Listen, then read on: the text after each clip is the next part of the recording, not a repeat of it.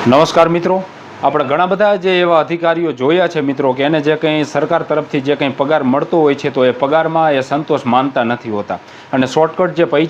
પૈસા જે છે તે કમાવાના રસ્તાઓ અપનાવતા હોય છે, જેના કારણે ક્યારેક હેરાન પણ થતા હોય છે। આવો જ એક બનાવ છે તે અત્યારે ધાંગધ્રા શહેરમાં સામે આવ્યો છે। ધાંગધ્રા શહેરની પીજીવીસીએલની જે કચેરી આવેલી છે તો ત્યાંના ડેપ્યુટી એન્જિનિયર રત્નાબેન ચૌધરી જે છે તે અને તેઓનો જે વચેટિયો હતો ભરત સાગઠિયા તે અત્યારે રૂપિયા 1,55,000ની લાંચ લેતા રંગે હાથ ગાંધીધામ એસીબીના હાથે ઝડપાઈ ગયા છે। આ બનાવમાં થોડી એ જાણવા માહિતી મળી રહી છે કે ધાંગધ્રા શહેરમાં જ એક વ્યક્તિને ત્યાં પીજીવીસીએલ દ્વારા ચેકિંગ કરવામાં આવ્યું હતું, તેને 3 લાખ રૂપિયા જેટલો દંડ આપવામાં આવ્યો હતો। આ પ્રાથમિક માહિતી આપણને મળે છે અને દંડ નહીં આપવાનો અને આ બધું સમાધાન કરવાનું, જેના પેટે જ રત્નાબેન ચૌધરી જે ડેપ્યુટી એન્જિનિયર છે ધાંગધ્રા શહેર પીજીવીસીએલના, તો તેઓ દ્વારા 1,55,000 રૂપિયાની માંગણી કરવામાં આવી હતી અને એ પૈસા જે છે તે આ ભરત સાગઠિયા કે જે છે કોઈ અધિકારી નથી કે કંઈ છે નહીં, પણ આવા વહીવટો કરતો હોય અધિકારીઓના, એટલે તેને અત્યારે જે છે તે ગાંધીધામ એસીબી દ્વારા પૈસા લેતા રંગે હાથ ઝડપી લીધો હતો અને પછી એ બેન સાથે વાતને કરી કે આ પ્રસાદી આવી ગઈ ને આવું બધું,